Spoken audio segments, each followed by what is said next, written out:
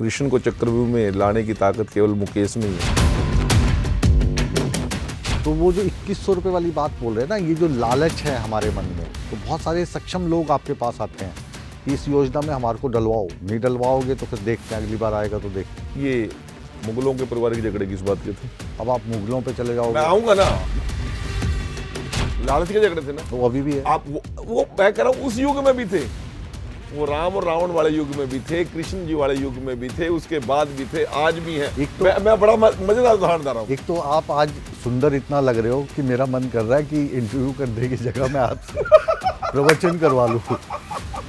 चक्रव्यूह देखिए मुकेश राजपूत के साथ।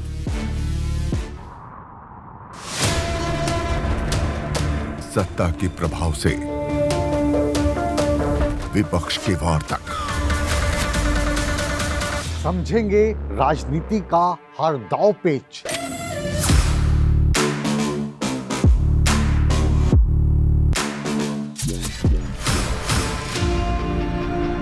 सवालों के रास्ते होगा मुद्दों का हर घेरा पार।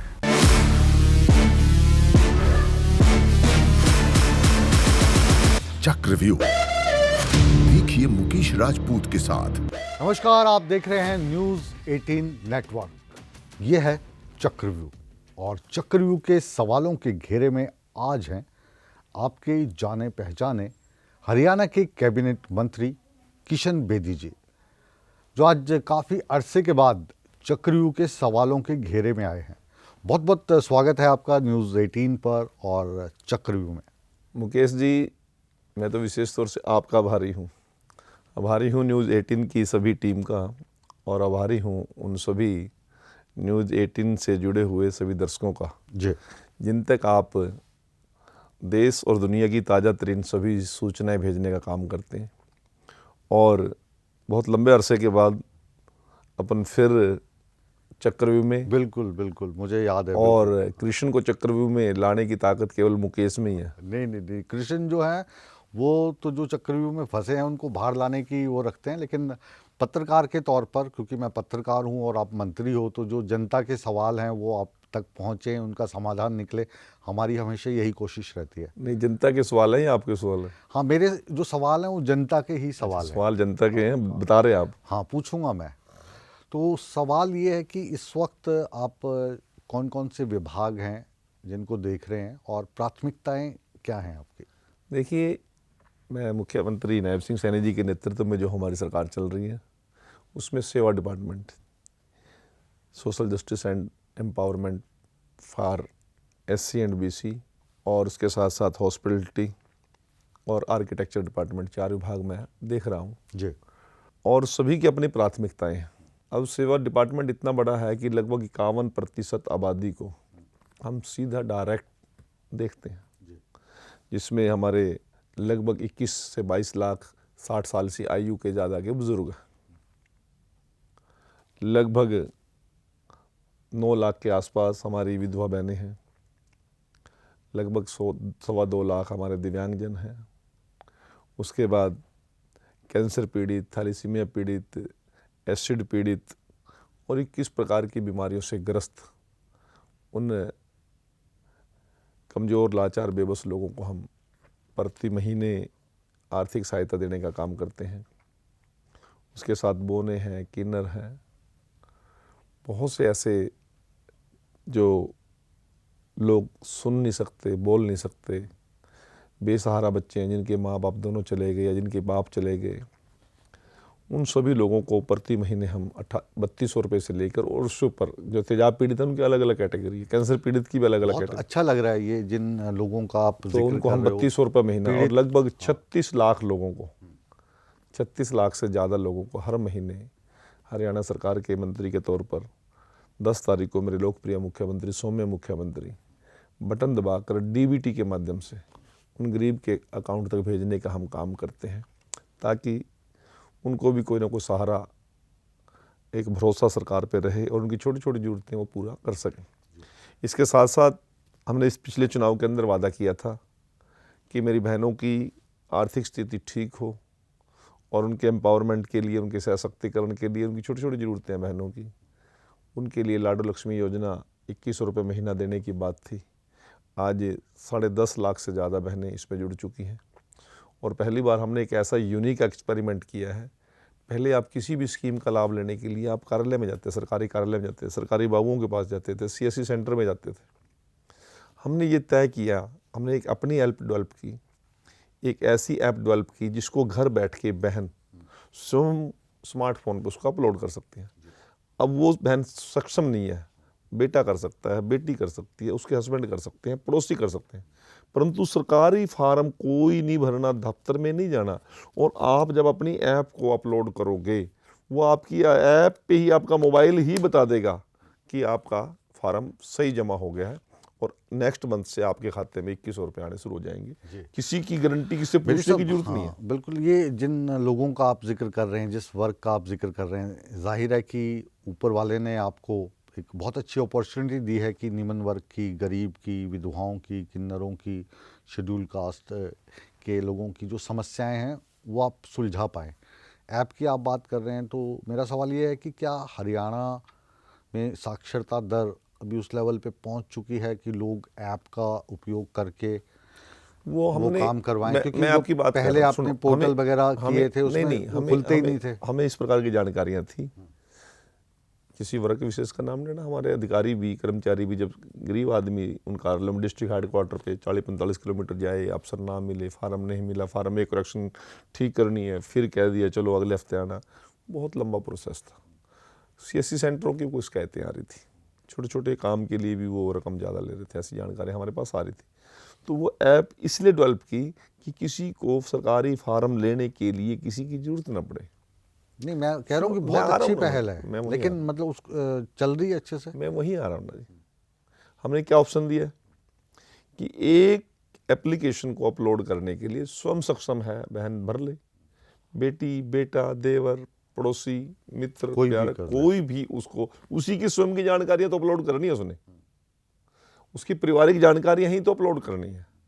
उसकी डेट ऑफ बर्थ होगी, उसकी आर्थिक स्थिति होगी, उसका कोई बिजली का मीटर हो गया, उसकी आइडेंटिटी हरियाणा की हो, डोमिसाइल जिस प्रकार का, वो बहुत सामान्य सा फार्म है, उसमें बहुत ज़्यादा उलझने हमने नहीं रखी हैं।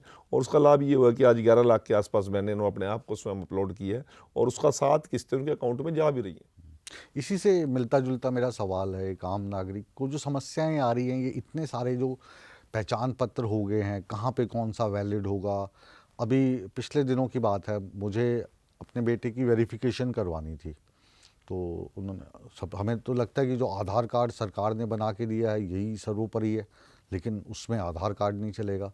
किसी जगह आप जाएंगे, वहाँ पे खाली आपकी वोटर आईडी नहीं बनी, तो उसको लेकर हमारी 4 प्रकार की आइडेंटिटी या आधार कार्ड पहचान पत्र से पहले की थी। राशन कार्ड था, वोटर कार्ड था, हमारा ड्राइविंग लाइसेंस, DL था, और हमारा क्या कहते हैं पासपोर्ट था। अब उसका सारे का समप हमने एक जगह कर दिया, 4 कागज उठा के घूमने की बजाय आपका आधार कार्ड दे दिया, आपका परिवार पहचान पत्र दे दिया। आधार कार्ड वैलिड नहीं है, ये भी मैं बोल रहा हूँ। बहुत नहीं, कहाँ ऐसा, मुझे नहीं, मेरी जानकारी में पासपोर्ट की जो वेरिफिकेशन के लिए आते हैं उसमें आधार कार्ड नहीं है। अगर आप उन्होंने क्या आइडेंटिफिकेशन मांगी आपसे? उन्होंने कहा कि वोटर कार्ड चाहिए हमें। अब मैं कह रहा हूँ ना, 4-5 आइडेंटिटी है, उनमें से एक अलग डिपार्टमेंट हो सकता है कि सेंटर का कोई ऐसा होगा, विषय मेरी जानकारी में नहीं है। हरियाणा में हम परिवार पहचान पत्र है या आधार कार्ड पे हम सारे काम करते हैं, हमारी सरकार करती है।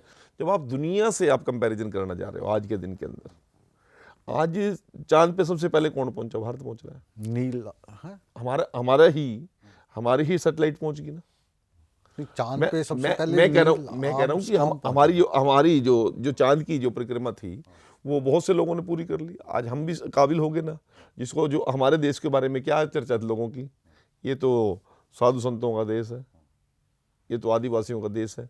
और आज सबसे बड़ी जितनी CEOs फॉरेन MNC है, मल्टीनेशनल कंपनी, उन सब के मैक्सिमम CEO इंडियन बच्चे हैं। हमारे लिए फख्र की बात है, घमंड की बात है। मैं दूसरी बात कह रहा हूँ कि जब आपको कंपैरेटिवली उन लोगों से दुनिया के साथ आपको चलना है तो कुछ चेंज लाने पड़ेंगे। आज सबसे ज़्यादा कंप्यूटर ऑपरेट करने वाला और कंप्यूटर का प्रोडक्शन करने वाला भी भारत बन चुका है। तो जब आप इस प्रकार की टेक्नोलॉजी की बात करेंगे, 21वीं शताब्दी की बात करेंगे, ये छोटे छोटे दिखते जब- मैं कब दिखते जब नहीं बेदी थे। साहब हम आप हमने जो घर- जो जो जब परिवार आप- पहचान पत्र बनाया, मैं वहीं आ रहा हूँ, बड़ी बेसिक बात बताऊंगा, इसको धैर्य सुन लेना आप। लोगों के हित की बात कर रहे हैं, हम लोग इस चैनल पे बोल रहे वही हैं। हम समझना चाहते हैं ना। हाँ, हमने बीपीएल बनवा लिया, मैंने बीपीएल बनवा लिया 1990 में। बीपीएल के लिए क्या उपयोग था मेरा, मुझे पता ही नहीं। सरकार ने मुझे क्या देना, उनको पता नहीं। मैं बीपीएल से कब बाहर आ गया, किसी को नहीं पता। मैं ठीक ठाक हालत में था, मेरी स्थिति, मेरे परिवार की स्थिति कब बीपीएल के लेवल पे चलेगी, किसी को नहीं पता। ये सारी चीज का सुदृढ़ीकरण करने के लिए आज बच्चे का जन्म होता है, कब उसको पोलियो ड्रॉप्स की जरूरत है, कब उसको इंजेक्शन की जरूरत है, कब उसको खसरे की और जो इंजेक्शन उसको बच्चे को लगते हैं कब होंगे, वो कब आंगनवाड़ी में जाने लायक होगा, वो कब गवर्नमेंट स्कूल में या किसी भी स्कूल में जाने लायक होगा, क्या उससे पहले उसकी सारी चीज़ें मुकम्मल होगी। यदि बच्चा स्कूल में जा रहा है तो उसकी क्या स्थिति है। यदि बच्चे ने स्कूल पास आउट कर लिया तो स्कूल ड्रॉप आउट हो गया, उसको क्या करना है, वो क्यों नहीं जा रहा, उसके सर्कमस्टांसेस क्या है। थोड़ा सा भटक रहे हैं नहीं भटक रहा, मैं वहीं आ रहा हूँ। ये चीज हमने लोगों को बतानी है, ये बात मेरी जिम्मेवारी बनती है, मैं सरकार का मंत्री हूँ। मेरा सवाल हमने ये चीज सुनो, हमारे पास रिकॉर्ड ही नहीं था, किन बच्चों को दवाई मिल गई, किन को नहीं मिली, कोई पता नहीं था। हमें कितने बच्चे प्रतिदिन पैदा हो रहे हैं और कितने दुनिया से जा रहे हैं, किसी को पता ही नहीं था। हॉस्पिटल में डिलीवरी कितनी हो रही है, हमें पता ही नहीं था। इस हिसाब से तो फिर आने वाले समय में मेरे को लग रहा है 10-12 पहचान पत्र और बनाने पड़ेंगे, कोई जरूरत नहीं है। किसको पोलियो का लग नो, गया, नो, इसका नो, बना। No, no. मैं वो कह रहा हूँ आपका- जब हमारे पास पासपोर्ट है या हमारे पास पासपोर्ट को तो राशन जब कार्ड ये है, तब यूज हमारे करेंगे पास जब आप वोटर पासपोर्ट कार्ड लायक हो है, गए। अभी तो मैं जन्म की बात कर रहा हमारे हूं। पास ड्राइविंग लाइसेंस है, नहीं, फिर नहीं, हरियाणा आप पहचान मेरी बात को घुमा पत्र रहे क्यों? हैं। ये लोगों की जानकारी के लिए बात कर रहा हूँ। इसमें आपको भी लाभ मिलेगा। अच्छा, हाँ, मैं तो पंजाब में रहता हूँ। नहीं, अरे इंडिया में तो रहते हो ना। हाँ। इसके आपको भी लाभ मिलेगा। तो पंजाब में रह के मुझे हरियाणा पहचान पत्र से क्या लाभ मिलेगा? जो मेरी आइडेंटिटी है, आपका फैमिली आई कार्ड तो आप देश के लिए है, वो किसी एक घर के लिए देश थोड़ी के लिए नहीं है ना, प्रदेश के लिए है। प्रदेश के लिए नहीं है, देश के लिए। मैं बता रहा हूँ, हमने जो जो चीज़ें उसमें जोड़ी हैं, आज हमारे पास ये आंकड़ा है कि मेरे प्रदेश में पैदा होने वाला बच्चा 6 साल के कितने बच्चे हो गए हैं, उनके एडमिशन हो गए हैं तो 100% हुए हैं, 92% हुए हैं, 98% हुए हैं, 99.9% हुए हैं। हमारे पास आंकड़ा अपडेट रहता है डेली का। हमारे यहाँ पैदा होने वाले बच्चे को सभी बीमारियों से मुक्त, जो हम दवाई का स्टॉक मंगाते थे वो 3 साल के बाद उल्ट होता था, दवाई कहाँ गई किसी को पता ही नहीं है, जरूरतमंद तक जाती नहीं थी। यदि दवाई का स्टॉक कम हो रहा है तो क्या उन बच्चों को दवाई मिल गई, या गर्भवती माँ को जो लाभ मिलना था वो मिल गया? ये अपडेट इतना हम अपग्रेड कर दिया। जैसे उन लोगों को, जिन लोगों को काला बाजारी करते थे, हेरा फेरी करते थे, जरूरतमंद को जो चीज नहीं देते थे, उनको सबसे ज्यादा आज अपडेट करने का मौका मिल गया और जरूरतमंद को वो चीज पहुंच रही है। मैं यही पेंशन डिपार्टमेंट की बात कर रहा हूं। मैं ये सुनो, मेरी बात सुनो, मैं इसी पेंशन डिपार्टमेंट की बात कर रहा हूं। यहां से 500 रुपए चलते थे, पहुंचते पहुंचते 2 महीने लग जाते थे। मरे की भी, जिंदे की भी, कौन खा गया किसको, बाद में FIR लॉज होती थी। आज नायब सिंह सैनी 36 लाख लोगों का DBT के माध्यम से यहाँ से बटन पुश करता है, बीच में 1 पैसा खाने की किसी कीमत नहीं है, और खाता है तो फिर गले में से निकाल के लेके आते हैं। अच्छा, अब मैं सवाल को अब इतनी फैसिलिटी मिल गई। और सरल तरीके से पूछता हूँ, क्योंकि ये समस्या है। जैसे आप हरियाणा को छोड़ दीजिए, हिमाचल की बात कर लेते हैं, क्योंकि आप तो बीजेपी के हैं और अभी वहाँ पे कांग्रेस के। तो वहाँ पे मरीजों के लिए एक तो आयुष कार्ड अपने को मिलता है, आयुष्मान कार्ड केंद्र सरकार का है, वैसे ही चिरायु है, और हिमाचल में शायद हिम केयर कार्ड है। तो मैं कह रहा हूँ ये इतनी ज़्यादा जो गफलत है ये क्यों है? क्यों ना एक ही आइडेंटिटी हो, एक ही कार्ड हो और उसके मार्फत जो जिसको देना है। तो मुझे लगता था कि जो आधार कार्ड है ये बन गया बस, अब ये आइडेंटिटी है, तो फिर और कार्ड इतने सारे कार्ड हो गए, क्या करें? कोई कार्ड नहीं है, मेरे पास तो एक ही कार्ड है। कौन सा? जो हमारा बेसिक यूज होता है। और मैं कहता हूँ सुनो, कौन सा बेसिक, कौन सा यूज? तो आधार कार्ड यूज करें। हाँ, आधार कार्ड में मैं बता रहा हूँ ना, सभी जगह नहीं। अब आपको कोई प्रॉब्लम है मैं इसको चेक कर लूँगा। हाँ। और आपकी ये सलाह भी मैं मानता हूँ, नायब सिंह सैनी जी, माने मुख्यमंत्री से बात करूंगा कि एक आइडेंटिटी हो जाए सभी की एक होनी चाहिए, पूरे देश की एक होनी चाहिए। लगता नहीं आपको? राशन वन राशन कार्ड तो हो गया हमारा। आप कहीं से भी अनाज जाके गरीब अभी आदमी। आज ही मेरे पास खबर आई हुई थी, हरियाणा में भी ऐसे केसेस होंगे, महाराष्ट्र में भी होंगे, उत्तराखंड और हिमाचल की खबर थी। वोटर कार्ड उत्तराखंड में भी बना हुआ है, वोटर कार्ड जो है वो आपका हिमाचल में भी बना हुआ। उत्तराखंड में वोट डाल के आगे, वहाँ से चुन के भी आगे, अब हिमाचल में अपना अधिकार जमा रहे कि हमारा यहाँ भी है। बिल्कुल बिल्कुल सही कह रहे हैं आप। SIR की शुरुआत की, विपक्ष ने क्या चिल्पों शुरू की। ये जब हम वेरिफिकेशन कर रहे हैं 20 साल के बाद, जनगणना भी हो रही है, वोटों का चुनाव वोटर लिस्ट का शुद्धिकरण हम कर रहे हैं तो विपक्ष चलाता है। पर ये जो शुद्धिकरण है, शुद्धिकरण पे सवाल भी तो उठ यही रहे हैं। यही तो पकड़े जाएंगे लोग। नहीं, इसमें आप पे भी आरोप लग रहे हैं। कौन सा सवाल उठ गया? पश्चिम बंगाल में एक आदमी है जो ये कहे कि मेरे साथ गलत हुआ में है। आप जीते। पश्चिम बंगाल में जो आपका जो वोटों का अंतर है 35 लाख का है। 32 लाख जो केस हैं वो तो कोर्ट में पड़े हुए हैं पेंडिंग, उनका अधिकार छीन लिया आपने। मैं आपको बात कर रहा हूँ, उन 32 लाख लोगों ने कहा कि मेरी वोट काटी, गलत बिल्कुल, काटी है। हाँ, कोर्ट में गए तो हुए वो हैं। गए ना कोर्ट में, हाँ। तो कोर्ट न्याय देगा। और चुनाव या तो हम जीत गए कटघरे आप। में जाएंगे या वो कटघरे में जाएंगे। चुनाव तो जीत गए। नहीं, चुनाव जीतने क्या होता है? चुनाव जीतने के बाद भी इंदिरा जी जीत गई तो उसके बाद फैसला नहीं आया क्या? एक बार तो यदि वो सच है तो आएंगे मैदान में बात। हाँ। तो कितने फैसले हरियाणा में भी आए हैं। हरियाणा में भी क्या तीरदैया जी का बता रहा हूँ, 3 हरियाणा वोट से जीत के आए थे, बाद में कोर्ट ने डिसीजन किया 1996 के अंदर हरियाणा में भी जीत के आए थे, उसके ऊपर हरियाणा में भी आरोप ये लग रहे हैं ना कि अब जब चुनाव थे हरियाणा वाले, तब आपने जो बीपीएल कार्ड है वो जी भर के लोगों के बना दिए, जिसने अप्लाई किया उसका बना दिया, बाद में काट दिए। नहीं, ये गलत रिपोर्ट है। ये सही रिपोर्ट है, मैं बता रहा हूँ आपको, ध्यान से सुन लीजिए। हाँ। हमने बहुत से लोगों की शिकायतें आ रही थी कि सिंगल मैन का बीपीएल ना, सिंगल मैन की फैमिली आईडी अलग बनाओ। तो हमारी फैमिली आईडी वो वेरिफिकेशन चलती रही, परंतु लोकसभा चुनाव से पहले जब नायब सिंह सैनी जी ने मुख्यमंत्री पद की शपथ ली तो एक सामूहिक निर्णय किया कैबिनेट ने कि वो वोटर फैमिली आईडी से अलग कोई होना चाहता है, बट बेटा अलग हो गया, बेटी की शादी होगी या कोई हो, डिलीट उसमें जुड़ने का और डिलीट का हमने ऑप्शन दिया और कह दिया कि सेल्फ अटेस्टेड आप सर्टिफिकेट दे दीजिए, एफिडेविट दे दीजिए और हम आपको फैमिली आईडी अलग बना देंगे। हमने तो सिर्फ छूट दी थी फैमिली आईडी बनाने के लिए। लोगों ने सिंगल हो गए, मियाँ बीबी से भी अलग हो गए, कई परिवार से अलग हो गए, उसको बीपीएल में जोड़ने की प्रोसेस शुरू कर दिया। जब उसकी वेरिफिकेशन की तो वाकई वो गलत मामला था, तो उनकी जो आर्थिकदार था, अब यदि उसको आंख मीच के बैठे रहे हम क्या? उसमें एक क्या कहानी और भी आ रही है। ये सवाल क्या उसमें आंख मीच के बैठे उनको वेरीफाई ना करें? केंद्रीय कैबिनेट मिनिस्टर साहब से भी ये सवाल पूछा था जब हमारे प्रोग्राम में आए थे कि जब आप परिवार पहचान पत्र बनाते हो, उसके आधार पर आप फैसला लेते हो कि ये जो लोग हैं बीपीएल में हैं, लेकिन उसमें हो क्या रहा है कि आप पिता के तौर पे हैं, आपके आगे 2 बेटे हैं। अब बेटे जो हैं वो दोनों अलग हो गए, वो आपको ना खाने के लिए देते, ना पीने के लिए देते, ना रहने के लिए मकान देते। तो जो दोनों बुजुर्ग हैं वो पेंशन से भी वांछित हो गए और उनको जो आर्थिक लाभ मिलना चाहिए बीपीएल के तौर पे, क्योंकि वो तो बीपीएल हैं, उनका बेटा 1 लाख रुपए कमा रहा है, दूसरा 80,000 कमा रहा है, अपने माँ बाप का ख्याल नहीं रख रहा है, तो क्या उसको जो सरकारी सुविधाएं जो एक गरीब आदमी को मिलती है मिलनी नहीं चाहिए? देखिए, ये अनंत महाभारत है। परंतु आप तो क्रिश्चियन हैं। मैं कह रहा ना, ये अनंत महाभारत है। प्रयास 100% शुद्ध करने का है और इसी सोच को लेकर हम चले हुए हैं, परंतु सवाल उठेंगे, ये ऐसे कर दिया जी, वो वैसे कर दिया जी, वो वैसे कर दिया। अरे सवाल तो उठाएंगे लोग, परंतु हमारी जिम्मेवारी है लाभार्थी तक लाभ उसके घर तक पहुंचे, अंतिम व्यक्ति तक भी पहुंचे।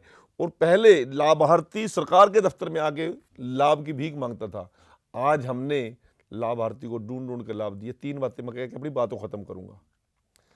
आज सरकार ने जाके प्रत्येक घर में बहनों के लिए इज्जत घर खुद ढूंढ के क्या, अभी आपको इज्जत घर बना के देंगे। अब कई बार तो ऐसे जिद करने लगते हैं कि हमें लाभ चाहिए नहीं, आप कहते हैं मैं दे के रहूंगा, बात सुनो, और वो लाभ की जगह नुकसान होता है। हाँ, पूरी बात सुनो। हमने घर तक पहुंचाने का काम किया। हर घर में शुद्ध जल हमारी सरकार ने खुद जाके प्रत्येक जरूरतमंद के घर में शुद्ध जल पहुंचाने की हमारा पूरे देश के अंदर अभियान चला, जल जीवन मिशन के तहत। इसी प्रकार से जिन लोगों को आवश्यकता थी, आज हमने उसको ओपन कर दिया। हमने कोई लिमिटेशन रखी, जो भी बहन लाडो लक्ष्मी योजना में अपनी एज और अपनी फैमिली इनकम के हिसाब से जुड़ना चाहे वो खुद अपने आप को अपलोड कर ले, कोई फॉर्म लेने की जरूरत नहीं है, आपकी अपनी ऐप है। मतलब लाडो योजना जो है ये हर गरीब अमीर सबके लिए लागू है। जो कोई बहन सरकार में लेक्चरर है, टीचर है, क्लर्क है, बाबू है, डॉक्टर है, क्या उनको मिलना चाहिए? कौन सी बात कर रहे हैं? वही मैं पूछ रहा हूं। कौन से देश की बात करें, कौन सी दुनिया की बात कर रहे हैं? वही मैं पूछ रहा हूं। हमने कहा कि जो जरूरतमंद है, एक कोई क्राइटेरिया तो बनेगा ना। यहाँ पे मुफ्त का मिलता है कल ना। को कृष्ण बेदी की मैसेज अप्लाई करेगी, यहाँ पे मुफ्त कल को कृष्ण बेदी की मैसेज अप्लाई करे, क्या ये हंसी का मजाक की बात नहीं होगी? सर 80 ये हंसी मजाक की बात नहीं होगी क्या? 80 करोड़ लोगों को आप मुफ्त में राशन दे रहे हैं, किनको दे रहे हैं? जो जरूरतमंद है। उनको आदत पड़ गई है। आपने आप कभी लगे लाइन में? नहीं, आपने अप्लाई किया कभी? मैं कह रहा हूँ 80 तो करोड़ क्यों नहीं किया? 60 आपका करोड़। जमीर जिंदा है, आप मान रहे हो उस बात को कि मेरे को जरूरत नहीं है, लेकिन जिनको जरूरत सवाल- नहीं है वो किसको क्यों दें? सवाल ये उठ रहा है कि सशक्त गरीबी, किसको करना है? सशक्त किसको करना है? हम कह रहे हैं कि हमारे जो देश की अर्थव्यवस्था है, आप बार बार जाके दावा करते हैं कि वो विश्व में तीसरी अर्थव्यवस्था है। मेरी बात सुनो, 80 करोड़ लोगों मैं को ये मुफ्त कह में रहा हूं, राशन दे रहे मैं हैं। ये कह रहा हूं, ये सुने सुनाए आंकड़े महंगाई आंकड़े की बातें हैं ये। कितना आंकड़ा मैं ये बता कह रहा दीजिए। हूं, क्या जरूरतमंद को देना गलत है क्या? और जो अपात्र है उसको क्यों दे? कौन से जगह लिखा है? Vote bank. कृष्ण बेदी की पत्नी लाडू लक्ष्मी का लाभ क्यों ले? यदि आपकी मिसेज टीचर है, लेक्चरर है, आपकी आर्थिक स्थिति सुदृढ़ है, परमात्मा ने सक्षम किया है, तो आपको क्या जरूरत है? गैस की और सब्सिडी, यदि इस स्थिति के अंदर भी गैस कोई कहता है कि मैं तो लाइन में लगूंगा 21 रुपए की, लगे, उसको कौन रोक रहा है? परंतु जब परमात्मा ने सक्षम किया ये, तो उन लोगों का भी आत्मिक जिम्मेवारी बनती है कि पात्र व्यक्ति तक वो लाभ पहुंचे। ईमानदारी से बताना, क्योंकि आपका संबंध दलित परिवार से है, दलित के बेटे के तौर पे हम आपको प्यार करते हैं। आप अभी भी गाँव में जाते होंगे, अभी भी क्योंकि लाइन लगी रहती है आपके घर पे, मैं देखता हूँ। तो वो जो 2100 रुपये वाली बात बोल रहे हैं ना, ये जो लालच है हमारे मन में, तो बहुत सारे सक्षम लोग आपके पास आते हैं कि इस योजना में हमारे को डलवाओ, नहीं डलवाओगे तो फिर देखते हैं, अगली बार आएगा तो देखते हैं। नहीं, बिल्कुल ठीक बात है। लालच देखो किसी ने नहीं छोड़ा, परंतु गैस की सब्सिडी कितनों ने छोड़ दी? मैं वही बात कर रहा हूँ, लालच किसी ने नहीं छोड़ा, परंतु हमें तो कोई सीमा तय करनी पड़ेगी ना, कुछ सीमा तय करनी पड़ेगी ना। मैं अब आपको एक बात बताना चाहता हूँ कि मनोहर जी की सरकार ने कितना बड़ा परिवर्तन किया है, आपको पता ही नहीं है। ये पूरा देखा ये नहीं देखा, अब मैं बताऊंगा आपको। मैं कई जगह उदाहरण देता हूँ इस बात के। मेरे पास गरीब की कौन सी जात होती है? गरीब तो चाहे ब्राह्मण है, चाहे गरीब चाहे तो राजपूत गरीब होता है, गरीब और तो वो गरीब आर्थिक रूप से हो सकता है। हाँ। मैं बताता हूँ। मेरे पास जब मैं पहली बार मंत्री बना, सामाजिक न्याय मंत्री, मेरे पास एक वैश्य परिवार की एक बेटी आई, बाप की कुछ दिन पहले मृत्यु होगी, छोटी दुकानदारी थी, बाप के जाने के बाद वो कारोबार था ही नहीं कोई ना संभालने वाला, माता है, छोटा भाई था। उसने मेरे कुछ दोस्तों के साथ संपर्क किया, अभी सामाजिक मंत्री न्याय मंत्री है और इस विभाग में कुछ लाभ दिलाएंगे। उस बच्ची की जो मैंने उसकी पढ़ने की इच्छा और आगे बढ़ने का जज्बा जो मैंने देखा, तो वो बेटी कहती जी मैंने यूपीएससी करनी है और मेरी कोई स्कीम का लाभ दो। मैंने जब चेक किया तो मेरे पास एससी वेलफेयर की स्कीमें हैं, बीसी वेलफेयर की स्कीमें हैं, दिव्यांग की स्कीमें हैं, परंतु किसी गरीब के लिए कोई स्कीम नहीं है, क्योंकि गरीब की जाति अग्रवाल थी, गरीब की जाति राजपूत थी, गरीब की जाति ब्राह्मण थी। पहले हमारे से पहले जो सरकारें थी वो जो भी योजना लेके आते थे वो कास्ट आधारित लेके आते थे, चाहे उसको आवश्यकता है चाहे नहीं है, और जरूरतमंद चाहे कितनी भी जरूरत उसको हो, यदि वो उस श्रेणी में नहीं आता तो उसको लाभ नहीं दे सकते। पूरी बात सुनो, 2014 से हम एक दूसरे से मिल रहे हैं। मैं पूरी बात सुना, सवाल पूछ रहे हैं हम। मैं हर एक उसमें प्रोग्राम में मेरा विषय पूर्ण दो, मेरा विषय पूर्ण दो। तो आरक्षण जो है, इस बात को मनोहर लाल जी ने समझा, हाँ।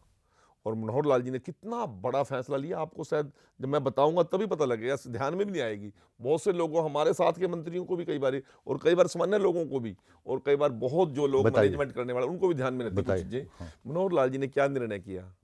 कोई भी स्कीम मैं जाति आधारित नहीं बनाऊंगा, मैं स्कीम बनाऊंगा गरीब के आधारित।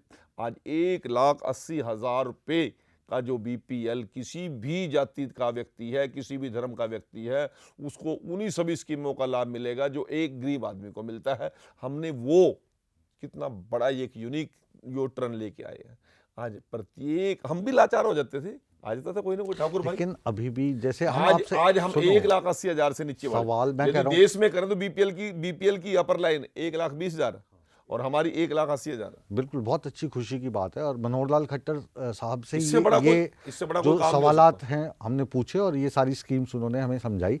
लेकिन दिक्कत जो मैं आपको बता रहा हूँ कि माँ बाप को अलग कर दिया, बेटे अलग हो गए, बहू अलग हो गई, और जो बाप है वो बेचारा आज भी गरीब है। और आप जब एक परिवार पहचान पत्र बनाते हो तो कहते तेरे एक बेटा को तो 60,000 मिले, एक को 30,000 मिले, 90,000 हो गए, 90 को 12 से गुना करोगे तो 1,80,000 के ऊपर चले जाएंगे वो, तो उसको नहीं मिल रहा। वो कह रहा जी मैं तो भर गया।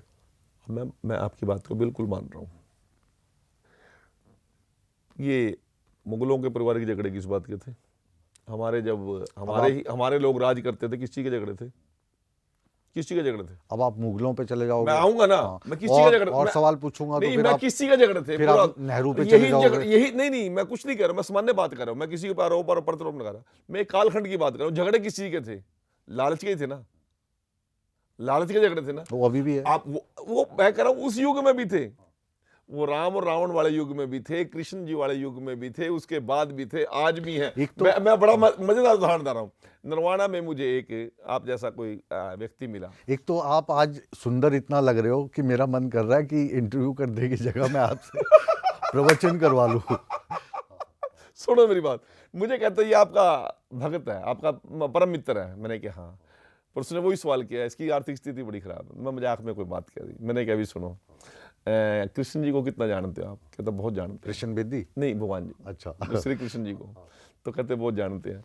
तो मैं उसका सबसे परम मित्र कौन था? कहते सुदामा। माँ क्या हालत है इसकी, जो वो भगवान होके उसकी हालत नहीं सुधार पाया। मतलब आप मंत्री लोग कृष्ण, हम तो लोग ये हर सुदामा। युग में रहेगा। सुनो, बाली ने सुग्रीव की पत्नी को किडनैप कर लिया, रखा था ना। अब मैं तो ऐसी, राम रावण के टाइम में भी किडनैपिंग थी, वहां उस कालखंड में भी छुआछात थी। सबरी के बेर, झूठे बेर खा लिए राम जी ने। ये आदिवासी गुफाओं में रहने वाले, कंदराओं में रहने, ये भेदभाव कभी खत्म हुआ नहीं, ना कर पाएगा कोई।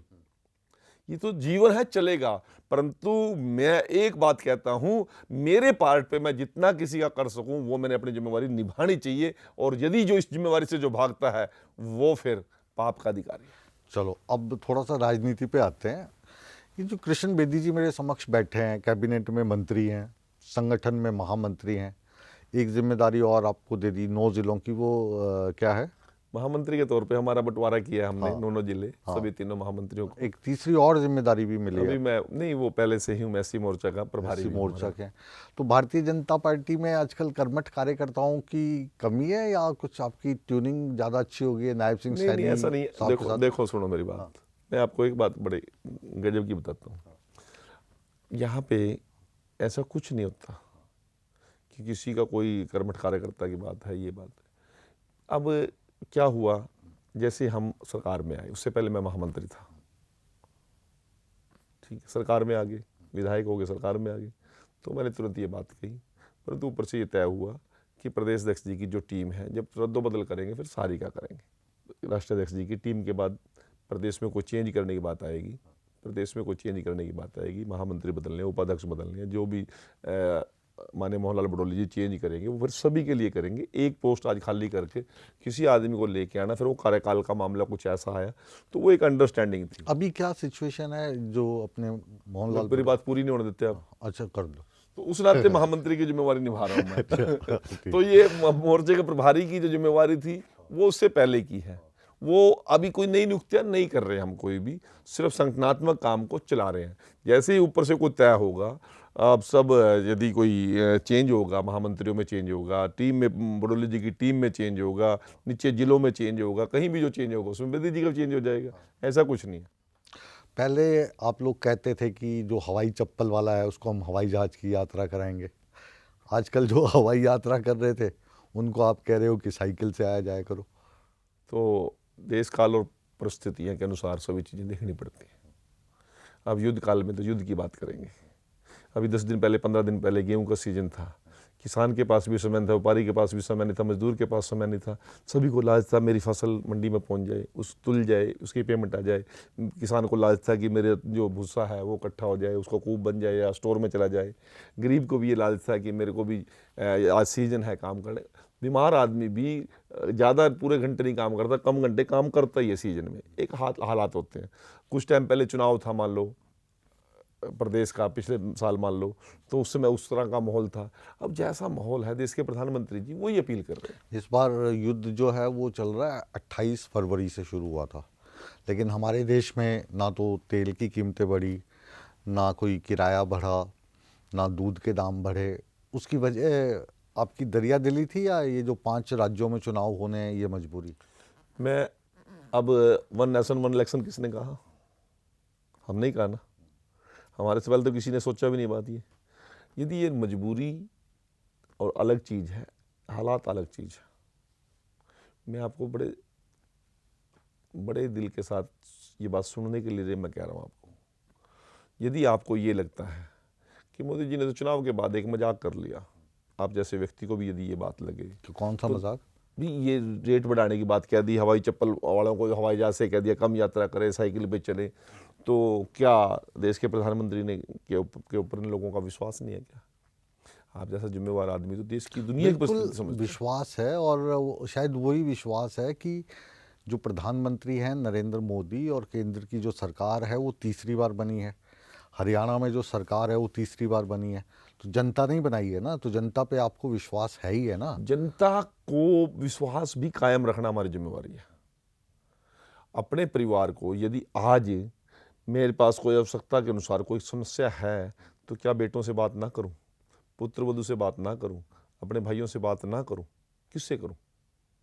यदि स्टेट पे कोई बात आती है तो प्रदेश के लोगों से बात सवाल करनी भी पड़ेगी। मेरा ये था कि लेट हो मैं गया ना। वही नहीं उठाया, गलत कदम नहीं, लेट कदम नहीं उठाया, तैयारी के साथ है, उसी सोच के साथ देश के प्रधानमंत्री लगे हुए हैं, लोगों को आगाह करना, लोगों को निवेदन करना, लोगों को इस बात के लिए सचेत करना। एक प्रधानमंत्री के नाते, देश के मुखिया के नाते उन्होंने अपनी जिम्मेवारी निभाई है और उसका असर भी लोगों के दिलो दिमाग पर पड़ा है। बहुत से लोगों ने अपने काफिले छोटे गए हैं, पब्लिक ट्रांसपोर्टेशन से चलना शुरू किया। आज मेरे पास 4 लोग आए, ऐसे 4 लोग आए तो सैकड़ों लोग, परंतु 4 लोग, मैं सभी से सवाल किया भाई 2 बातें हैं, आप क्यों नहीं समझ रहे? देश के प्रधानमंत्री जी ने आपसे अपील की है कि गैर आवश्यक काम के लिए बाहर मत जाए, कही है। दूसरा मैंने कहा मौसम विभाग कह रहा है कि हीट वेव चल रही है, छुप कर रही, फिर भी आ रहे हो, फिर भी आप आए हो। तो उन्होंने 4 लोगों ने तो ये कहा कि मैं तो ट्रेन से आया भाई साहब, एक ने कहा कि मैं तो बस से आया हूँ। मतलब यदि देश के प्रधानमंत्री जी ना कहें, शायद उनके दिमाग में बात ना आती। दूसरी बात, मैंने जब कहा पर हीट वेव थी, आजकल तो इतनी टेक्नोलॉजी है, व्हाट्सएप पे आप उस पर वीडियो कॉलिंग पे या वैसे भी टेलीफोन पे भी और मैसेज डाल दोगे, आपका मैसेज भी, तो उन्होंने कहा ये ध्यान करेंगे। और उन्होंने इस बात को रियलाइज़ किया कि वाकई ही हीट वेव भी खतरनाक है इस समय, परिवारों के लिए, व्यक्तियों के लिए, बच्चों के लिए भी, फसल के लिए भी, पशुओं के लिए भी, पक्षियों के लिए भी भयंकर हालात हैं। और इसी प्रकार से देश के प्रधानमंत्री जी ने जो एक निवेदन किया है कि कम से कम ट्रैवलिंग करें, प्रदेश वैश्विक स्थिति के कारण कुछ ना कुछ परिस्थितियां ठीक नहीं, अनुकूल जब नहीं। प्रधानमंत्री कहते हैं पूरा जो भारत है उनकी बात सुनता है, एग्जाम्पल जैसे हम पहले की बात करें तो स्वच्छ भारत की बात प्रधानमंत्री ने की थी, 2014 के आसपास की बात होगी, सारे मंत्री भी झाड़ू लगाते हुए दिखाई देते थे, सफाई, आप भी उसमें शामिल थे। अब देख रहे हैं कि हम जो सारे मंत्री हैं वो कोई साइकिल पे आके फ़ोटो खिंचा रहा है, पीछे सिक्योरिटी गार्ड भागे हुए हैं उसके, कोई जो है ऑटो रिक्शा में आ रहा है, बहुत ही खूबसूरत हमारी एक सांसद हैं, उनके साथ ज़बरदस्ती कर रहे हैं कि बैठ जाओ, वो कहते हैं नहीं फ़ोटो तो हो गया, अब उतर जाने दो, नहीं कहते आगे तक तो जाना पड़ेगा। तो ये जो ड्रामा हो रहा है ये होना चाहिए या मतलब नहीं होना चाहिए, एक मंत्री के तौर पे नहीं, एक आम आदमी के तौर पे बताइए। मैं एक बात कहता हूँ, सबका अपना अपना सोचने का नजरिया, देखने का नजरिया। ये भी चर्चा में है कि सिक्योरिटी गार्ड लेके जा रहे आप साइकिल पे, क्या आवश्यकता थी? ये भी चर्चा है कि वो टेम्पो में बैठ के उतर गए। ये भी चर्चा है कि बेदी साहब आप जब सेक्रेटरीट में गए साइकिल पे, आपके साथ कोई भी नहीं था। तो वैसे चले जाओ ना, फिर तो हम बेदी साहब की हेडलाइन चलाएंगे। हाँ चलिए, अकेले आए और हेडलाइन चलाइए, चलिए, बिल्कुल चलिए। हाँ। अकेला गया हूँ, घर से अकेला गया हूँ, सेक्रेटरीट में गया हूँ, सेक्रेटरीट से वापस आया हूँ। लेकिन फिर एक साइकिल पे तो आप जा रहे हैं, मैं आपका इसलिए बोल रहा हूँ क्योंकि आप ही मेरे सामने हैं, गए आपने फ़ोटो वोटो खिंचाई, फिर देखा कैमरा वाले चले गए, तो साइकिल आपका जो है फिर एक बंदा घसीट के ला रहा है वापस। नहीं और खुद वापस नहीं, AC ना गाड़ी- ना मैं ना, आपकी बात नहीं कर रहा हूँ, ऐसा भी हो रहा है। हर तरह की तो ये मैंने अब ये कहाँ का उदाहरण दिया आपको? रावण जी के टाइम का भी उदाहरण दिया मैंने। तो सभी काल में, सभी परिस्थितियों में, सभी प्रकार के लोग सफाई रहेंगे। करनी है तो पहले इस गंदगी दुनिया में, फैलाओ। इस दुनिया में मुकेश भी रहेगा, इस दुनिया में कृष्ण भी रहेगा, रहेंगे। इस प्रकार की परिस्थिति रहेंगी। आप इतनी गर्मी में भी आप टाई लगा के बैठे हैं, बताओ देखो अब क्या करें? लोग इस पे भी क्वेश्चन करेंगे। लगानी पड़ती है। जब आप इतना सुंदर बन के आए हो तो मैंने कहा टाई से ही थोड़ा सा मैं यहाँ मैनेज के तो करें। मेरे को जलन हो रही है, मैं टाई क्यों लगा के? नहीं, ये तो कुर्ता आपका जो है चमक रहा नहीं, है, आज नया पूरे पैर गया है कृष्ण हम। भाव से चल रही है बातचीत। मुकेश को फेस करना था, नया पैर गया है। मुकेश को करो फेस, ये अगले प्रोग्राम का नाम हो सकता है ना।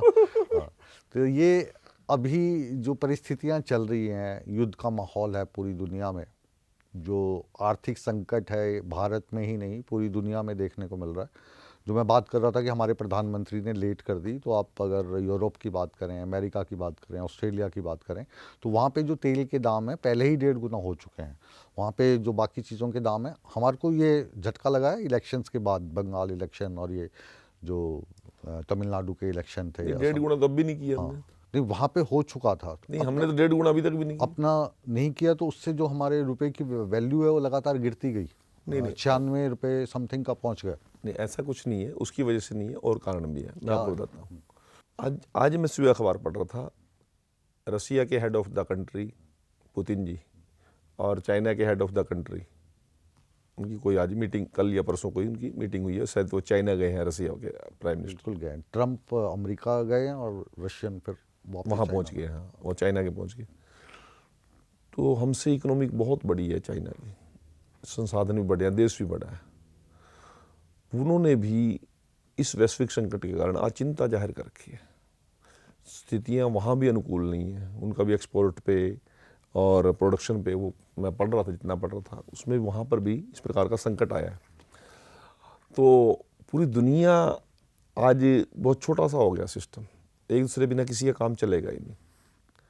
परंतु ये बीच में जो खाड़ी देशों का युद्ध है, वाकई ही मानव जाति के लिए एक बहुत बड़ा खतरा है, और इसके हिसाब से हमें भी, आपके माध्यम से मैं भी अपील करना चाहता हूँ, सारी परिस्थितियों को देखते हुए हमें भी देश की हालात के अनुसार अपने आप को ढालना पड़ेगा। अभी मैं दूसरी बात कर रहा था, ऊर्जा की बहुत बड़ी संकट खड़ा होने जा रहा है। मैं एक ये वाला आपसे विस्तार से जानूंगा। मुझे एक आप ईमानदारी से, यकीन से बताओ कि ये जो प्रधानमंत्री को 2-2 बार अपील करनी पड़ी है कि आप सोना मत खरीदें, आप कम यात्रा करें, पेट्रोल डीजल बचाएं, बाहर जाने की आवश्यकता हो ना जाएं, तो इसके पीछे जो बेस है वो हॉर्मुज ही है, ईरान और यूएस का जो वॉर चल रही है, या प्रधानमंत्री जी के थ्रू या किसी के थ्रू आपको कोई जानकारी मिले कि कुछ बड़ा होने वाला है, बड़ा संकट आने वाला है? नहीं, देखिए, जितना मैं देश की इकोनॉमी को जानता हूँ और जितना मेरा ज्ञान है और जितना मैंने प्रधानमंत्री जी को सुना है, सबसे बड़ा कारण तो यही है। इससे पहले तो कोई स्थिति पूरे वर्ल्ड में कोई ऐसी स्थिति थी ही नहीं। रसिया और यूक्रेन का हुआ, उसका बहुत ज़्यादा कोई असर था नहीं भारत पे। अब मैं अधिकारियों की अभी पिछले दिनों मीटिंग ले रहा था, तो डेवलपमेंट वर्क्स को लेके, तो उसमें एक बात आई कि हमारा जो ये तार कोल का रेट पिछले 15-20 दिन के अंदर जो 42 रुपये था, वो 84 से 86-88 रुपये हो गया, डबल से, क्योंकि सारा क्रूड ऑयल से ही सारा ये मटेरियल बनता है। और वहीं पे जहाँ पे डेली वो पासिज हो रहे थे वहाँ से, अब वो वहाँ पे एक बहुत बड़ा वहाँ पे भीड़ हो गई है, उस प्रकार की ट्रैवलिंग सिस्टम डाउन। वो आने नहीं दे रहे, ईरान वाले भी नहीं आने दे रहे, ईरान वाले भेज रहे हैं तो उनको अमेरिका वाले रोक रहे हैं। वो एक बहुत बड़ा संकट खड़ा हो गया। जब सप्लाई चेन टूट जाएगी तो फिर आपके प्रोडक्शन पे फ़र्क पड़ेगा, आपकी डेवलपमेंट पे फ़र्क पड़ेगा, आपकी ज़रूरतों की चीज़ों पे फ़र्क पड़ेगा। यदि आप जो यहाँ से एक्सपोर्ट कर रहे थे, आपकी माल नहीं जा रहा, आपका करेंसी का क्राइसिस खड़ा हो जाएगा। तो ये सारी की सारी परिस्थितियाँ, देखो, अब हम तो इस लायक नहीं है, इतना बड़ा विजन नहीं है हमारा, परंतु पूरी दुनिया ने अपने आप को ऐसे हालात पर, प्रकृति ने बना रखे थे कि पूरी दुनिया को उस पोर्शन का गुलाम होना पड़ा। ये तो ईरान को आइडिया मिला, पहले उसको आइडिया ही नहीं था। नहीं, आइडिया तो होगा, बाद में पहले टोल टैक्स नहीं लगाने की बात थी, अब वो कह रहे हैं कि जो भी गुजरेगा टोल टैक्स देना पड़ेगा, और भारत वालों को शायद ज़्यादा देना पड़े, क्योंकि हमारी थोड़ी इजराइल के लिए ज़्यादा सेफ्टी का मामला है। तो इसलिए ये आज से पहले इस पर का कोई विकल्प नहीं देख सके, पूरी दुनिया को जरूरत थी उस पासेज की, तो परंतु प्रकृति ने पूरी दुनिया को एक इतने पोर्शन के अधीन कर दिया। आज चाइना भी परेशान है, पूरा एशिया के अंदर संकट पैदा हो गया। इसी प्रकार से यूरोपियन कंट्री के अंदर भी स्थिति पैदा। हमारा जो एक्सपोर्ट का माल है, उनको जरूरत है, वो पहुंच नहीं रहा, उन तक भी नहीं पहुंच रहा, उनको भी दिक्कत है। अभी आप तारीफ कर रहे थे हमारे बच्चों के ब्रेन की, हमारे इंडियन लोगों की, जो आप बता रहे थे गूगल में सीईओ लग गए हैं और बड़ी बड़ी मल्टीनेशनल कंपनी हैं, उसमें जो भारतीय मूल के लोग हैं, चाहे वो बाहर पैदा हुए हैं, वो बड़ी भूमिका में हैं। अभी चाहे हरियाणा हो, पंजाब हो, हिमाचल हो, या देश का साउथ इंडियन हो, केरल के लोग हों, बाहर जाना चाहते हैं और बाहर जाके वो अच्छा कर रहे हैं और अच्छी ज़िंदगी भी जी रहे हैं। ब्रेन ड्रेन इसको हम बोलते हैं। इसको रोकने के लिए, जाहिर है कि हरियाणा की बात नहीं कर रहा हूँ मैं, हमारी केंद्र सरकार या भारतीय जनता पार्टी का कुछ है? नहीं, बिल्कुल, मैं आपकी बात एक लाइन में समझ गया, मैं सारी बात कहूँ। अब देखिए, व्यवस्थाएं खड़ी की जा सकती हैं। अब इंडिपेंडेंट कंट्री के अंदर, आज़ाद देश के अंदर किसी पर पाबंदी नहीं लगा सकते आप लोग। आप उनके लिए ऐसे हालात पैदा करें कि उनकी आवश्यकता यहाँ पे पूरी हो। के लिए कोई कदम उठाए जा रहे हैं? उस प्रकार का जब ग्लोबलाइजेशन की बात है, पूरी दुनिया के साथ कंपटीशन की बात है, तो यदि हम उस लेवल पे नहीं जाएंगे तो पिछड़ेंगे। अपने लोगों को उस प्रकार का वातावरण नहीं देंगे तो पिछड़ेंगे। आज हमारे पास वर्ल्ड क्लास हॉस्पिटल है, जितने भी गल्फ कंट्रीज़ के लोग हैं वहाँ ट्रीटमेंट कराने के आपके गुड़गांव में आते हैं, आपको पता होगा। क्या बोलते हैं उसको, एयर एम्बुलेंस के द्वारा आ रहे हैं, और इतना बड़ा नेटवर्क बन चुका है। पाकिस्तान के लोग लाइन लगा के भारत में इलाज के लिए आते हैं, अफ़गानिस्तान के और जितने कंट्रीज हैं गल्फ़ के मैक्सिमम लोग आपके गुड़गांव में ट्रीटमेंट के लिए आते हैं। मुझे तो ऐसी जानकारी है कि रसिया के लोग भी मैक्सिमम लोग यहाँ मेडिकल टूरिज्म जो है वो लगातार बढ़ रहा है, कोई शक नहीं। अब हमने ऐसा वातावरण मिल गया। अब मैं आपको बताता हूँ कि मैं 2018 में या 17 में 18 में शायद माननीय मनोहर जी के साथ विदेश टूर पे गए थे हम, इजराइल और यूके की ट्रैवलिंग।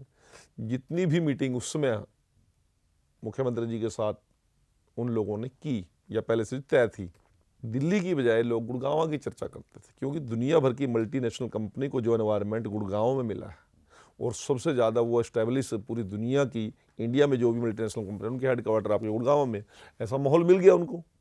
एयरपोर्ट नज़दीक हो गया, देश की कैपिटल नज़दीक हो गई, हरियाणा की बिजली व्यवस्था ठीक थी, मनोहर जी ने इस समय रोड्स के सिस्टम भी ठीक किया, लैंड ऑर्डर को भी ठीक किया, सारा कुछ किया। तो आज दुनिया एस्टेब्लिश होगी, वहाँ चर्चा गुड़गांव की चल रही थी। आपकी बेंगलोर के, नोएडा के मुकाबले गुड़गांव की बहुत लोगों ने इस प्रकार की चर्चाएँ थी और ऐसा वातावरण की बात थी। तो मैं आपके माध्यम से ये बताना चाहता हूँ, उस प्रकार का वातावरण तो हमें तैयार करना पड़ेगा, और कर भी रहे हैं। हमारे देश की सरकार भी करे, प्रदेश की सरकार भी। अब हमने नई औद्योगिक नीति लेके आए हैं, बड़ी लंबी चर्चा कैबिनेट में 3 बार हुई है, और उस प्रकार का जो आवश्यकताएं हमारे औद्योगिक क्षेत्र को मजबूत करने के लिए वो सारी सुविधाएं हम देने का काम कर रहे हैं। जो ऑब्स्टिकल थी उनको सबको हमने बड़े बड़े दिल के साथ मुख्यमंत्री जी ने बैठकर उसको दूर किया। जो अनुसूचित जाति है और जो जनजाति है, काफ़ी समय से ये दबी कुचली रही है, तो अब क्योंकि आप इसके मंत्री हैं तो इनके उत्थान के लिए कुछ योजनाएं आप देखिए, बहुत सी चीज़ें हैं, मैं आपको 2-3 चीज़ें बताना चाहता हूँ। कांग्रेस के राज में एट्रोसिटी बड़ी थी, चाहे मिर्चपुर कांड हुआ, चाहे गोहाना कांड हुआ, हरसोड़ा कांड हुआ, बगाना कांड हुआ, परंतु परमपिता परमात्मा की ऐसी अनुकंपा है, ऐसा आशीर्वाद है। बहुत बड़ी घटना हरियाणा में जब से हमारी 12 साल से सरकार है, ऐसी घटना नहीं घटी। ऐसा जाट आंदोलन तो हुआ। मैं आप बात को कहीं और ले जाएंगे। मैं SC-BC की बात बिल्कुल भी नहीं भूल जाना चाहता ना मैं ले जाऊंगा, जाट आंदोलन पे भी आ जाऊंगा मैं। अभी मैं जिस वर्ग की आपने शुरुआत की, मैं उसी की बात कर रहा हूँ। तो ऐसा वातावरण हमने दिया, जो विस्थापित लोग परेशान थे 7.5-8 साल से, उनको मिर्चपुर के लोगों को एस्टेब्लिश किया। वो जिम्मेदारी तो आप ही को दी गई। वो मेरी जिम्मेदारी मेरी थी, मनोहर लाल जी ने कहा था इस प्रकार का, तो उनको रिहेबिलिटेट किया। हो गए सारे, वो सब रिहेबिलिटेट हो गए, उनको कब्जे दे दी, उनको रजिस्ट्री दे दी। इसी प्रकार से हमने हरियाणा प्रदेश में वातावरण बनाया। हमारे यहाँ पे सफाई कर्मचारी आयोग का गठन किया था, पहली बार हमारी सरकार ने किया। ऐसी लोगों की बातें सुनने के लिए, उनकी समस्याओं का समाधान करने के लिए शुरुआत की तो हमारी सरकार ने की, SC आयोग बनाया। इसी प्रकार से बहुत से संतों महापुरुषों के जयंती समारोह, कोई पूछता नहीं था, उन लोगों को इस प्रकार का वातावरण दिया। यहाँ पे तो बाप दादाओं के नाम पर जयंती समारोह प्रतिवर्ष मनते थे। पहली बार संत शिरोमणि रविदास जी के नाम पर, कबीर जी के नाम पर, भगवान वाल्मीकि जी के नाम पर, अम्बेडकर जी के नाम पर उनके जयंती समारोह मनाए, उनकी यूनिवर्सिटीज़ के नाम रखे।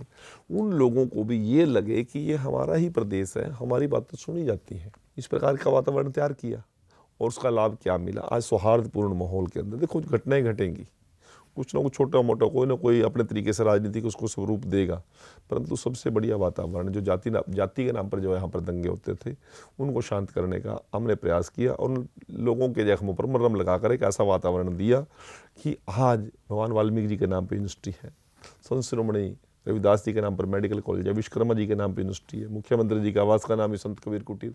लोगों को लगता है कि हमारा ही प्रदेश है, हम 20 प्रदेश के अंदर हमारे भी खून पसीने से मजबूती है। ये जो आपने जो सारी यूनिवर्सिटीज़ वगैरह बनाई, ये आप लोगों ने बनाई या जो पहले से नाम थे नाम बदल दिए? कोई नाम नहीं बदला हमने, एक भी नाम नहीं बदला। क्योंकि अभी मैं ये देखता हूँ कि नाम बदलने में एक भी नाम नहीं बदला, नया बनाया सारा। अब बाबा बंदा सिंह बहादुर जी के नाम पे, गुरु गोविंद सिंह जी के नाम पे सारी चीज़ें हम फ्रेश कर रहे हैं। महिलाओं को लेकर, और सच कहें तो महिलाओं से पहले जो युवा हैं उनकी चिंता बहुत सता रही है। हरियाणा एक ऐसा प्रदेश रहा है जहाँ पे नॉनवेज खाना, शराब पीना दूसरे राज्यों की तुलना में ना के बराबर है, क्योंकि अधिकतर जो हरियाणा का हिस्सा है आर्य समाजी है। यहाँ से दिल्ली जाते हैं, बहुत बड़े बड़े 5 स्टार टाइप के जो रेस्टोरेंट ढाबाज हैं, वहाँ पे नॉनवेज नहीं मिलेगा आपको। लेकिन नशा इतना तेज़ी से फैल रहा है कि अब पहले देखिए मैं बिल्कुल लोग आपकी कहते थे आपकी उड़ता- तरह उड़ता आप जितने पंजाब, आप अब चिंतित हैं, उड़ता हरियाणा जितने देखने को आप मिल चिंतित हैं उससे ज़्यादा हम भी चिंतित हैं। हमारी जिम्मेवारी है। हमारे समय में यदि ऐसा हो रहा तो जिम्मेवार हम ही बनते हैं उसके, परंतु प्रयास में कहीं भी हमारी कमी नहीं है। मैं आपको बता रहा हूँ, आपने मेरे मुंह की बात छीन ली। आर्य समाज का हमारे हरियाणा प्रदेश पर बहुत बड़ा प्रभाव रहा है और उसी के कारण से जाति विभेद भी खत्म हुआ था। शिक्षा का जो प्रचलन हरियाणा प्रदेश के अंदर हर वर्ग के लोगों को मिला।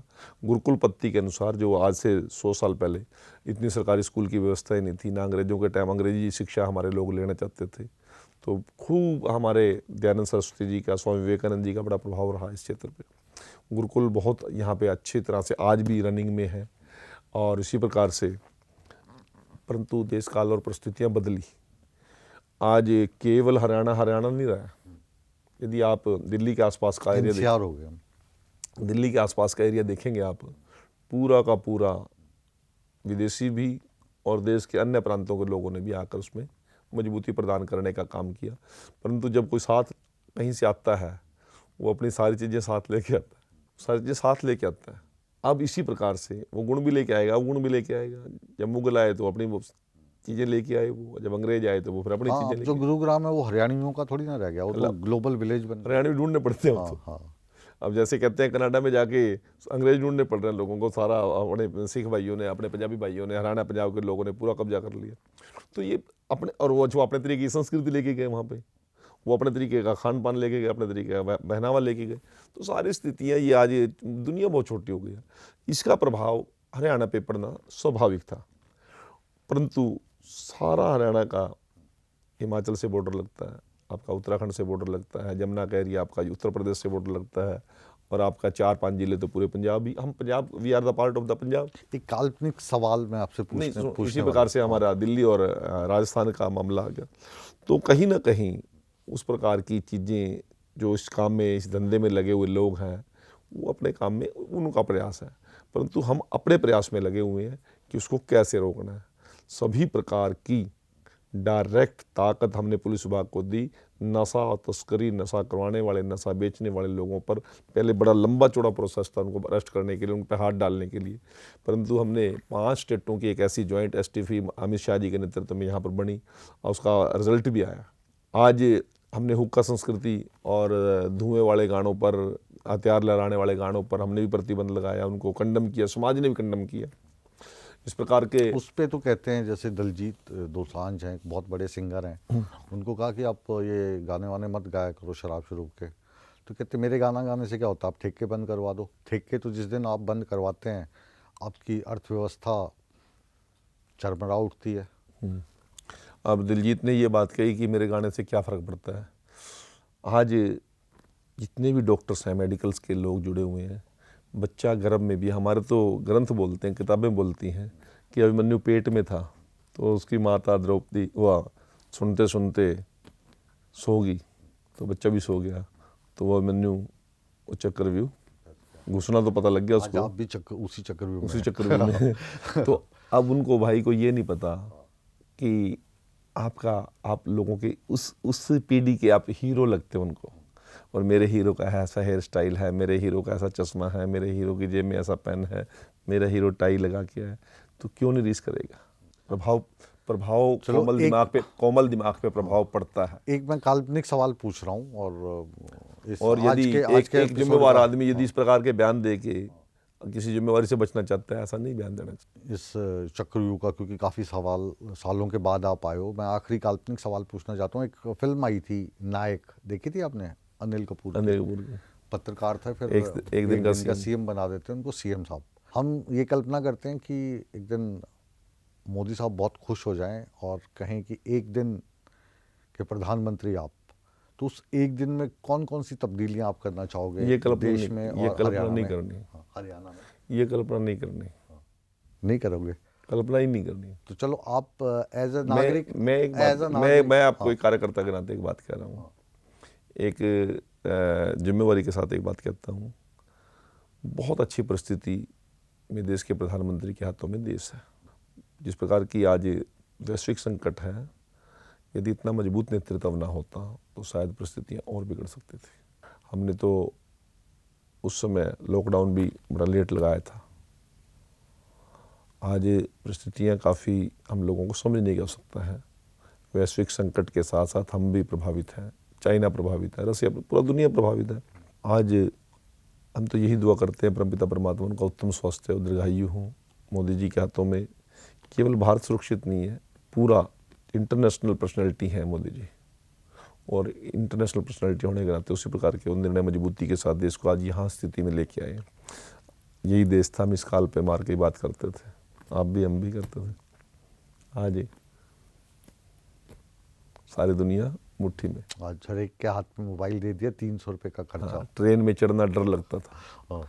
ट्रेन में रेलवे स्टेशन पे जाते हुए डर लगता था। आज वंदे भारत से सारे देश का स्वाभिमान बढ़ता है। देश की सीमाएं इतनी असुरक्षित थी कि आतंकवादी तो आते थे, देश के अंदर ही पत्थरबाजी पैदा हो गए थे, मेरे सैनिकों पर पत्थरों से हमला करते थे। आज देश के प्रधानमंत्री के हाथों में देश की सुरक्षा इतनी मजबूत है कि हम आज घर में घुस के मारते हैं। आज देश के प्रधानमंत्री जी ने ये ताकत दे दी कि आप जैसा काबिल व्यक्ति ये सोच सकता है कि मेरे पास सारी अपॉर्चुनिटी है, मैं जो गेन करना चाहूँगा कर लूँगा। नहीं तो हमारी तो सीमाएं सुरक्षित कर दी थी, बंद गए थे हम, भारतीयों ने सोचना बंद कर दिया था। आज देश सुरक्षित हाथों में है, परंतु परिस्थितियाँ कैसी हैं, कल आज गर्मी है, कल मौसम ठीक हो जाएगा, फिर बारिश आ जाएगी, हर प्रकार का मौसम चलता है। ये देश काल और परिस्थितियाँ हैं। इस संकट से भी हम भी निकलेंगे और मोदी जी के ऊपर हमें पूर्णतः विश्वास है, संकट से हमें सभी को निकाल लेंगे। चलो, इस सवाल को मैं अलग तरीके से पूछता हूँ। आपके विज़न में और जो लोग आपके साथ काम कर रहे हैं, आपकी पार्टी में काम कर रहे हैं, आपकी सरकार में काम कर रहे हैं, तो प्रदेश को आप किस मुकाम पे ले जाना चाहते हैं, देश को आप किस मुकाम पे ले जाना चाहते हैं? देखिए, ये हरियाणा भारत का एक ऐसा प्रदेश है, चाहे खेल है चाहे सैनिक है। हमारी आबादी 2-2.5% है देश के हिसाब से, हमारा क्षेत्रफल 2% है, परंतु सेना में मजबूती के साथ सुरक्षा में भारत की सुरक्षा में सबसे महत्वपूर्ण रोल है हरियाणा का। खेलों में एक तरफ पूरा देश होता है और एक तरफ हरियाणा होता है, चाहे ओलंपिक हो, एशियाड हो, कॉमनवेल्थ हो। इसी प्रकार से अनाज के मामले में, इसी प्रकार से आज हम उद्योग के मामले में भी देश का सिरमौर हरियाणा बनना चाहता है।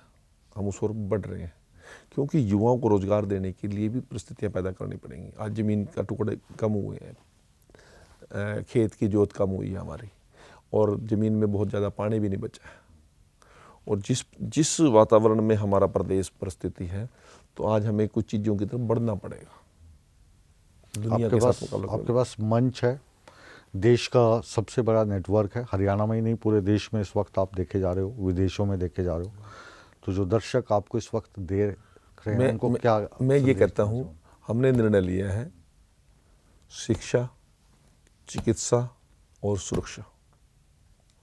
शिक्षा बिना हमारा एक भी बच्चा वंचित ना रहे, प्रत्येक व्यक्ति को चिकित्सा उपलब्ध हो, और प्रत्येक बहन बेटी को हम ये विश्वास देने में कामयाब हो जाए कि कोई दुष्ट आदमी, कोई देश विरोधी आदमी, कोई समाज विरोधी आदमी किसी की गरीब आदमी की शान की तरफ आंख उठा के देखने की हिम्मत ना करे। ऐसा वातावरण हम देना चाहते हैं, और प्रत्येक नागरिक को ये विश्वास देना चाहते हैं, आपकी ज़रूरत की चीज़ आपके घर तक पहुंचा दे। ये हमारा विश्वास है। वो लंबी लंबी लाइनें हमने सब ख़त्म करने का काम किया है, प्रयास किया है कि आपकी चीज़ें आपके आप तक सरकार लेके जाए। हम लाभार्थी को ढूंढ रहे हैं, लाभार्थी सरकार की योजनाओं का लाभ लेने के लिए हमारे पीछे मत भागे। ये चीज़ सामान्य रिक्शा पुल्लर को मैं विश्वास दिलाना चाहता हूँ, और देश और प्रदेश के उद्योगपति को विश्वास दिलाना चाहता हूँ कि वो सम्मानजनक तरीके से हरियाणा के अंदर रहे भी, कारोबार भी करे, और मजदूर भी पूरा दिन मजदूरी करके अपनी झोपड़ी के अंदर जब जाए, उसको ये चिंता ना हो कि कोई गुंडा दत्ता आके मुझे सता देगा या मुझे परेशान कर देगा। इस प्रकार का वातावरण हम हरियाणा में देने का पूर्णतः प्रयास कर रहे हैं। कृष्ण बेदी साहब, आप से मुखातिब थे, और उम्मीद करते हैं कि आपके जो सवाल थे वो तमाम सवाल मैंने इनसे पूछे। अब इन सवालात का जो जवाब कृष्ण बेदी साहब ने दिया, ये अपने तजुर्बे के कारण कहीं कहीं हमें घुमा गए। या ईमानदारी से दिया, साफ गोई से दिया, इसका फैसला हमेशा की तरह आप ही करेंगे। आप न्यूज़ 18 में आए, आप चक्रव्यूह में आए, आपने हमारे सभी खट्टे मीठे सवाल का जवाब दिया। हम तहे दिल से आपका शुक्रिया अदा करते हैं। जी मुकेश जी, आपका भी, सभी दर्शकों का भी, और इस चैनल से जुड़े हुए सभी टीम का मैं भी बहुत बहुत आभारी हूँ। बहुत सी चीज़ें ऐसी हैं जो मैं आपके सम्मुख और आपके साथ ही कर सका। शायद कई चीज़ें हमारे दिल में भी रह जाती हैं, हम कह नहीं पाते, परंतु अंत में समापन की ओर है। मैं सेव एनर्जी की तरफ बात करूँगा। इस गर्मी के सीजन के अंदर हमें एनर्जी बचाने की ज़रूरत है, पानी बचाने की ज़रूरत है।